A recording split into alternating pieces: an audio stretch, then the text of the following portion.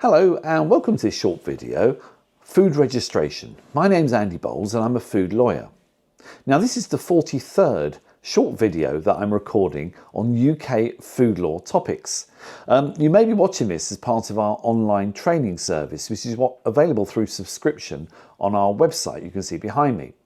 If you're a subscriber to our website, then you'll have access to a whole range of online courses, webinars, as well as these videos and additional resources. But if you're watching this on our YouTube channel, then you're very welcome. Now in the UK, there is no food license required to open a food business. So if you're thinking of opening a kebab shop or a meat products factory, you don't require a license. However, you do need to either be registered or approved by the appropriate food authority. Now, approved establishments, there is another video on approved establishments, which you might have already seen, but if you haven't, approved establishments are those establishments that are placing products of animal origins, so things like meat, fish, dairy, eggs, whatever, on the wholesale market. That's a generalisation. It's actually quite complicated, but that's a pretty much overview of that. So if you're a fresh meat slaughterhouse or a fresh meat cutting plant or a game handling establishment, you will get your approval from the Food Standards Agency, or in Scotland, Food Standards Scotland. If you're a meat products factory or a dairy, or you're a manufacturer of egg products and you're placing these on the wholesale market, then you would go to your local food authority, your local authority, environmental health department, to seek approval. But if you're a food business and you're placing food on the market or you're doing something with food, then you would need to register. Now there are some exceptions, which I'll come on to that generally, but registration is free and you register with your local environmental health department. If you're familiar with the way that local government is set up in the United Kingdom, you'll know that there are environmental health departments, there are also county councils, training standards departments, but registration is always through the relevant environmental health department. What will happen is if you are in, for example, England, where there is a two-tier system of governance through much of the country, it is complicated, but much of the country, then the environmental health department will notify the training standards department if that's appropriate. So what sort of activities require registration? Well, the law says anyone involved in stages of production, processing and distribution. But what does that mean? Well, this is actually defined, this term in law, as including importation, production, including primary production. There's a video on that. Primary production is farming, fishing, that sort of thing. Manufacture, storage, distribution, supply and sale. Now that last one, supply and sale, sounds a bit weird, doesn't it? What's the difference? Well, obviously, sale of food would be like a retail establishment, a restaurant, a butcher shop, a delicatessen. Online is sale of food. All of those would need to be registered. But supply might also include brokers, somebody who doesn't actually handle food, but might be buying food from a manufacturer and consigning it to a retailer. A broker working like that may never see the food, but would still be involved in the supply of food, therefore would require registration. So sale is also not necessary to actually require registration. In food law, the term sale actually has an extended meaning to include supply. So if you're a food bank, under certain circumstances, although you may not be selling the food, you still may require to be registered. However, I'll come on to in a moment, a number of charitable and small operations don't require registration. So, generally speaking, if you're placing food on the market, you'll require registration from your local authority. How do you go about that? Well, firstly, you must register 28 days before you actually start the activity. So if you're thinking of setting up a food business, this is the time to register. You also can register online. So if you go to the www.gov.uk website, you can search register a food business, or just Google it, put register a food business in Google, and you'll come to this page that's behind me.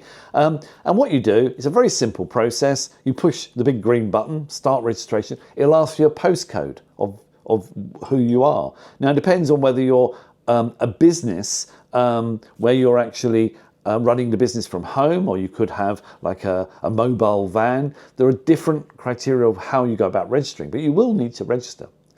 You put in the details, you follow the online screen, and it will be registered with your environmental health department. What they will do then is they will then go and notify the Trade and Standards Department as appropriate, if that's required. Now, there are some exemptions to food registration, and the exemptions are set out in this rather odd phrase within the law. It says the rules should only apply to undertakings the concept of which implies a certain continuity of activities and certain degree of organisation. So those two terms, certain continuity of activity, certain degree of organisation. So what it's saying is, if you're not doing very much or very often, or actually what you're doing is not really well organised, you do not need to register. Now, the Food Standards Agency have issued guidance on this, and it's available on our online website if you're a subscriber. But you can go to the Food Standards Agency website and look it up. There's guidance where they actually consider these two terms and apply them to sort of charitable and community type operations.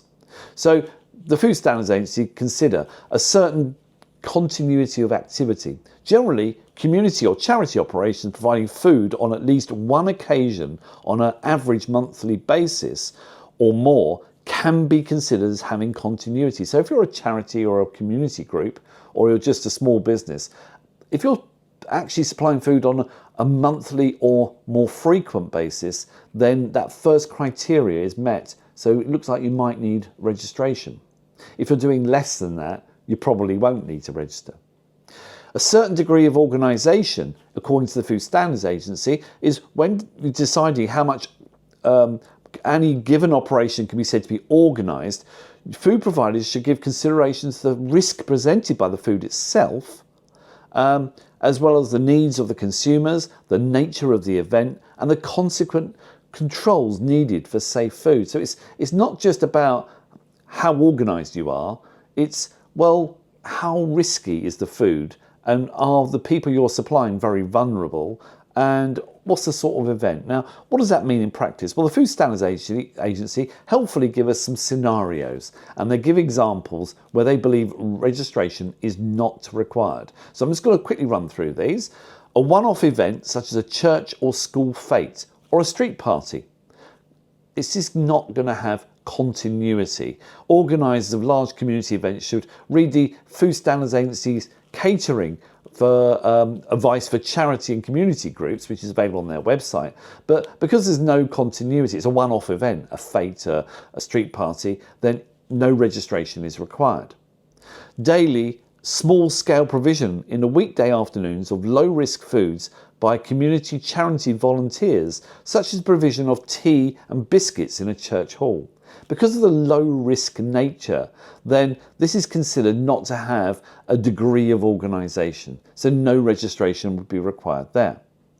We then move on. School breakfast club, where volunteers supply simple breakfast foods like toast and cereal, orange juice, and which is given to children and or toddlers for 2 or 3 hours each day during term time.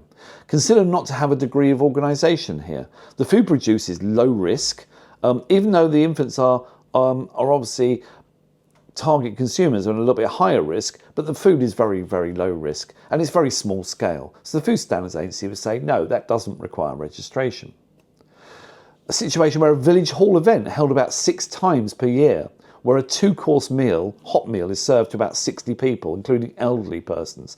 The food is cooked at home by volunteers, reheated in the hall kitchen prior to consumption.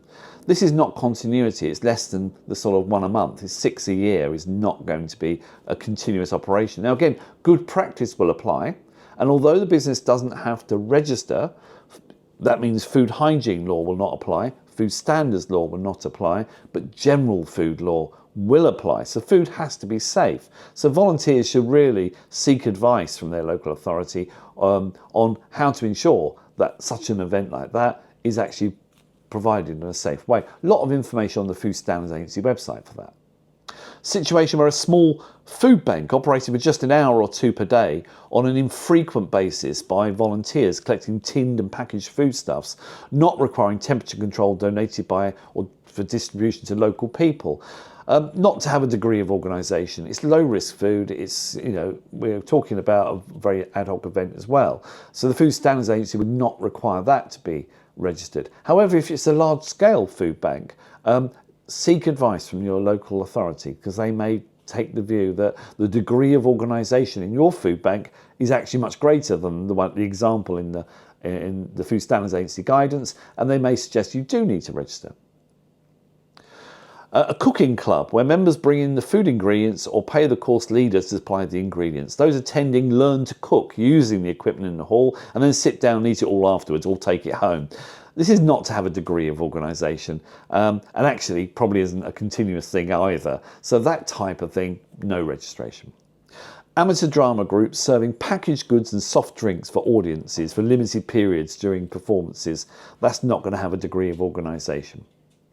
Now, as I said, the vast majority of businesses, and that includes supply of food free of charge or storage of food, whatever, will need to register with the food authority, with the local authority.